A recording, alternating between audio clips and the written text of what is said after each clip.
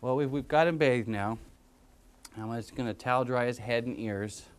There's only two places on the dog that you can actually use, or that's good to use the towel. Oh, it feels good, huh? Is on the head, ears, and on the legs. If you want to towel dry, you can do it there. Any other rubbing is not good. If you feel like you have to, if you want to pat them dry, that's fine. But most of it you're going to use with the blower, and that's going to act as a comb and all that for you. The blow dry is the most important part of grooming a dog.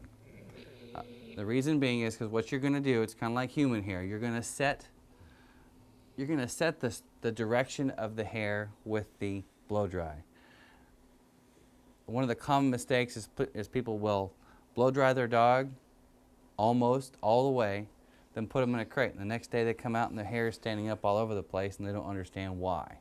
Well, it's just like human hair. If you wet your hair and sleep on it overnight, you're going to wake up and it's going to be a disaster. Same thing with their hair. What I'm going to do is I'm going to blow dry him so he is completely dry.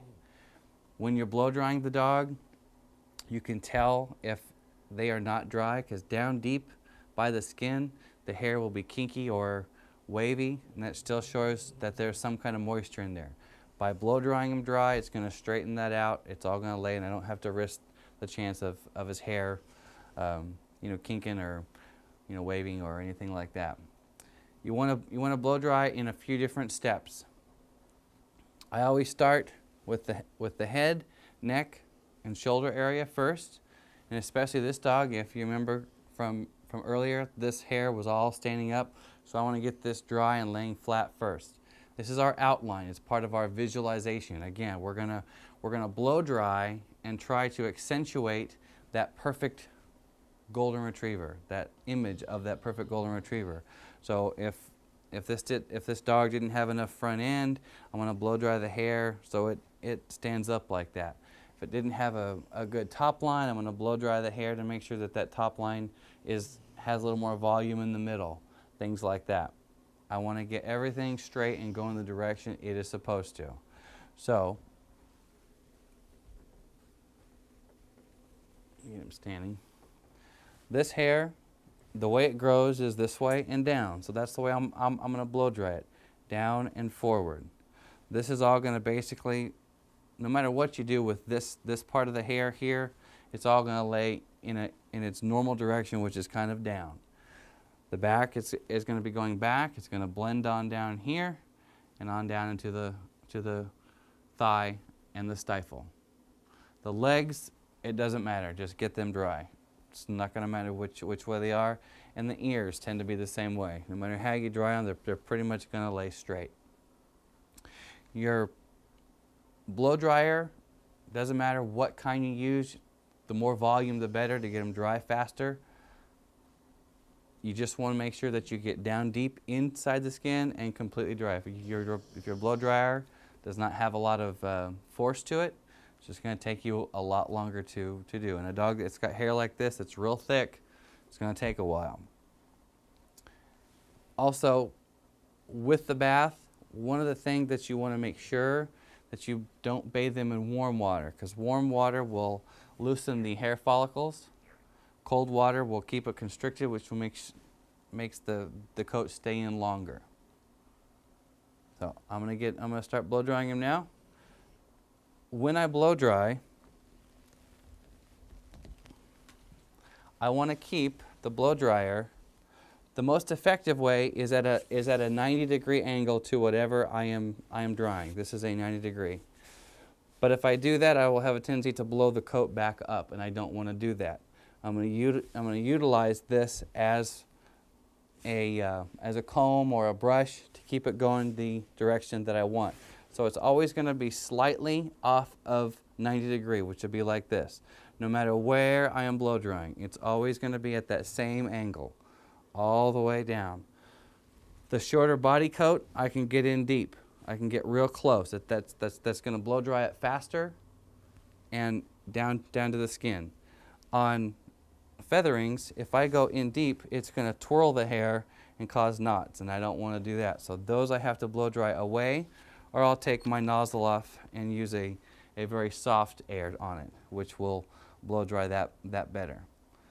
During this time, there are certain areas from an evaluation standpoint that I know that I have to deal with. This dog has a little bit of a dip in his back, so when I blow dry his rear end here, I can use a comb to help strip out some of the hair, which is kind of like going to act like a pre-strip or a flattening or devolumizing. Any areas here that I know hair is going to have to come out, I can use my comb to get some of that hair out. If you don't know what you're going to be doing at this point, it's okay, just blow it dry, because we can come back and do that later.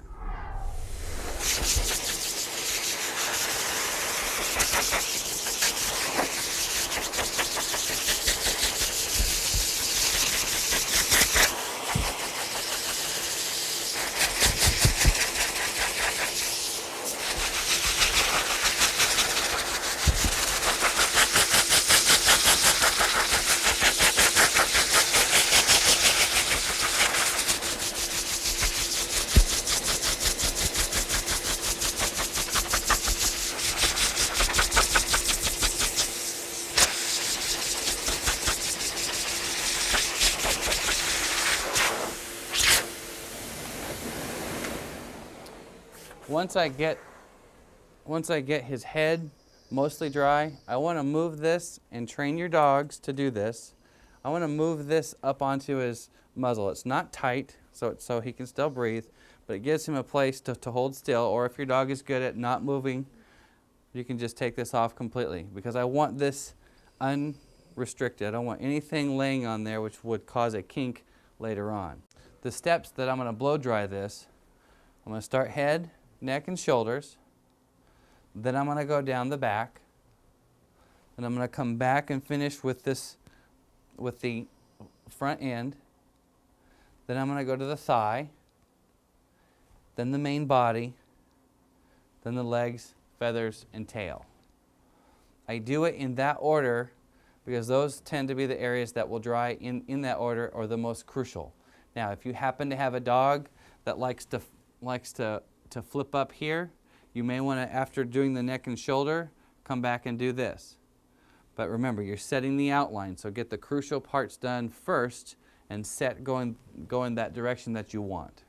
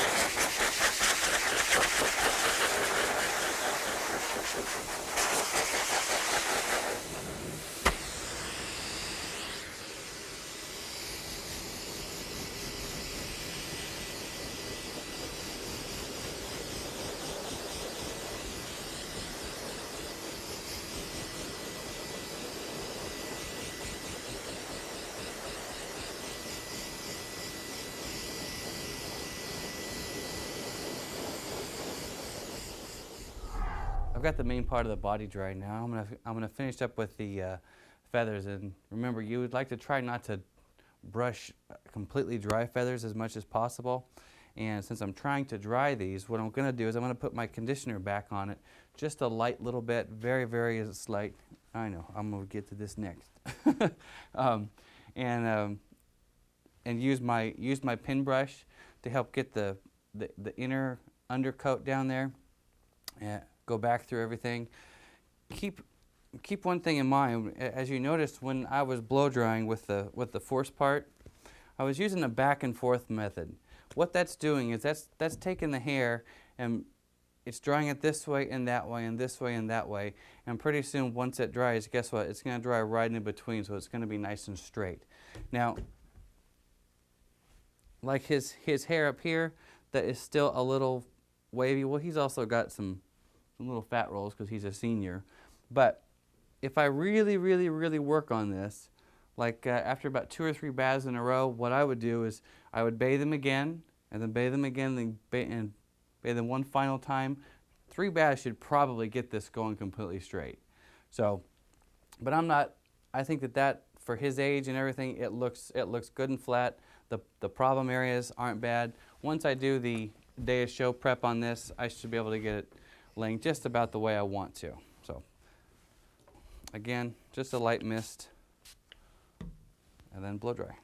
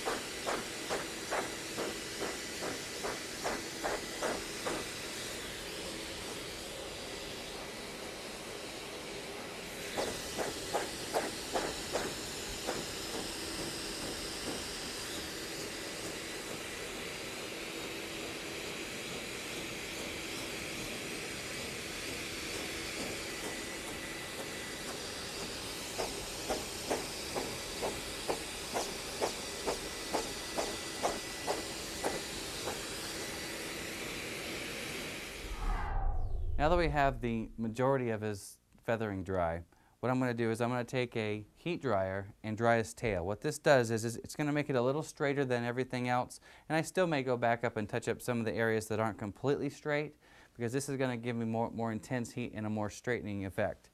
So long as I use my anti-stat or some sort of a light leave-on conditioner, it's not going to hurt the coat, because I'm not going to use it for all that long. The tricky part with this is holding the tail out and blow drying and brushing at the same time. I'm able to put it under my chin and hold it like so. Some people have to have someone else hold out the tail while you're blow drying. Do whatever is most comfortable. After about last 15 years, I found that if I put it under my chin, I could do a lot with both hands, and it's pretty easy. So here's how I do that.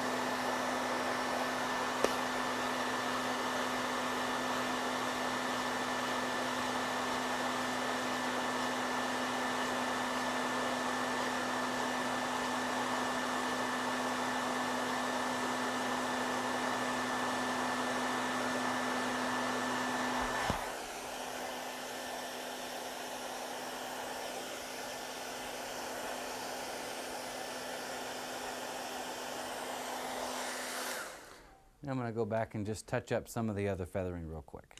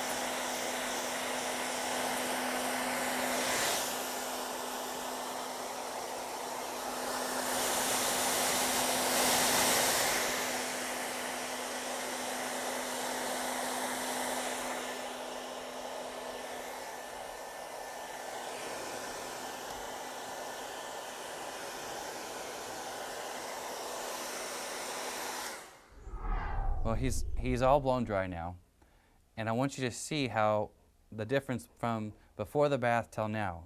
Half of my grooming has already been done. Because I've got things going the right direction, I don't have to worry why hair is standing up here, why hair is standing up there. You know, I've seen many people, they blow them dry and they're like, ah, what do I do? Well, here it is. Things now are standing out real easy for me. I see that envision of that dog in my mind, and there it is. Certain things pop out, certain things aren't. But by blowing it dry correctly and making sure he's completely dry, I know that when this dog wakes up tomorrow and I get ready to go take him to the show, he's going to look mostly like this. And I'm not going to have to get to the show 3 hours early to give him another bath, because that's bad for the coat anyway. So I've got him already set, and when I get done with all the trimming and everything like that, I am ready to go. So again, focus on completely dry. Look down deep into this coat. Don't be afraid to dig in there. If you see waviness, if you see kinkiness, he's not dry. Keep drying him. Again, it's probably a good rule of thumb. If you think they're dry, dry for another 20 minutes. That 20 minutes is going to save you hours later on. Make sure that the neck is done first, so that this is going to be laid smoother. If I did all the body work first, this, as bad as it was before, could have been really standing up, and even something like that is really going to affect that whole outline. So getting things going in the right direction will save you time and save you work. And let's face it, I don't want to have to work, so I don't want you to either.